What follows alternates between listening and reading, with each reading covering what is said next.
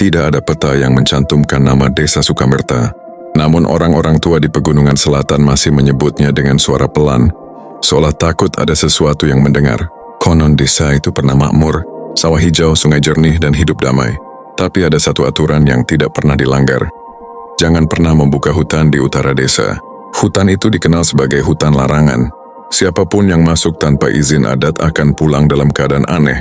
Jika pulang sama sekali, penduduk percaya hutan itu dijaga oleh sesuatu yang lebih tua dari desa itu sendiri. Semua tetap aman, hingga seorang pendatang bernama Wiranta datang. Ia saudagar kayu. Matanya tidak melihat hutan sebagai larangan, melainkan kekayaan. Apa salahnya menebang sedikit, katanya. Tuhan menciptakan hutan untuk manusia. Para tetua menolak keras. Kepala adat memperingatkan, yang tinggal di sana bukan manusia. Namun keserakahan perlahan meracuni warga.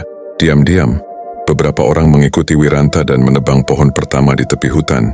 Malam itu angin berubah dingin. Anjing-anjing melolong tanpa henti. Dan keesokan paginya, seorang penebang ditemukan tewas di pinggir hutan tanpa bola mata. Penduduk mulai ketakutan.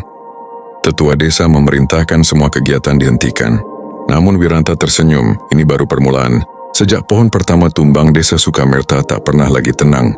Setiap tengah malam, bayi menangis sambil menatap ke arah utara. Air sumur berubah keruh seperti bercampur darah. Bayangan hitam terlihat berdiri di tepi sawah. Penduduk mulai bermimpi hal yang sama. Seorang perempuan berambut panjang. Tubuhnya dipenuhi akar dan tanah. Dari mulutnya keluar bisikan, "Kalian telah mengambil milikku." Para tetua menggelar ritual penenang. Sesaji dibawa ke batas hutan.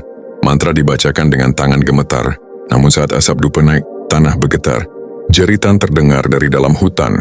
Pepohonan bergerak seperti makhluk hidup. Salah satu tetua jatuh tersungkur sambil berteriak, "Penjaga hutan telah terbangun." Malam berikutnya warga melihat sosok-sosok berdiri di tepi desa. Tubuh mereka busuk, ditumbuhi lumut dan akar. Mereka adalah orang-orang yang dulu masuk hutan dan tak pernah kembali. Wiranta menghilang, rumahnya kosong. Namun jejak kakinya mengarah ke hutan dan berhenti begitu saja. Ketakutan menyelimuti desa. Dan tanpa mereka sadari, itu adalah malam terakhir Sukamerta. Malam desa itu menghilang, langit malam itu hitam pekat. Bulan tertutup awan tebal. Penduduk bersembunyi di rumah masing-masing. Tidak ada yang berani keluar. Tepat tengah malam, kentongan berbunyi sendiri. Tok, tok, tok. Langkah kaki terdengar dari arah hutan. Bukan satu, puluhan. Pintu-pintu diketuk. Bukan dengan tangan, tapi dengan sesuatu yang berat dan basah. Dari celah jendela warga melihat mereka.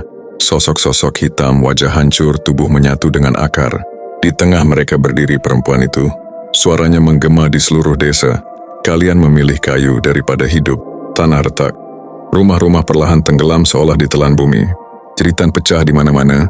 Dan saat fajar hampir tiba, Desa Sukamerta lenyap, tidak terbakar, tidak hancur.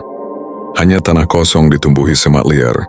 Bertahun-tahun kemudian, seorang peneliti menemukan sebuah batu nisan tanpa nama di tempat itu. Di bawahnya tertulis ukiran samar, "Jangan bangunkan yang menjaga." Penduduk sekitar bersumpah. Pada malam tertentu, suara kentongan masih terdengar dari tanah kosong itu. Tok, tok, tok, pertanda bahwa kutukan belum sepenuhnya tidur. Sampai bertemu di kisah berikutnya.